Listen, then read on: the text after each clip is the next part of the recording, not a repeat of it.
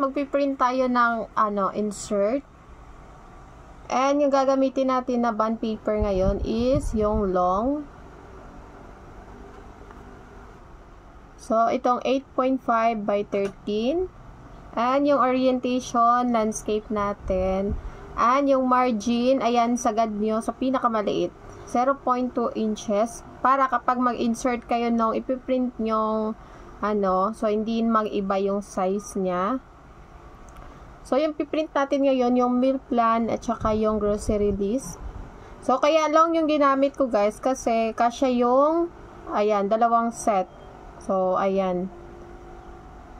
And yung size niya, hindi na nag-iba kung ano yung size from Canva. So, ganun na din yung size niya dito. Kaya sinasagad ko talaga sa pinakamaliit na margin. So, ayan, okay na ito. Ready to go. So, piprint na natin. So, gagamitin natin itong L3210.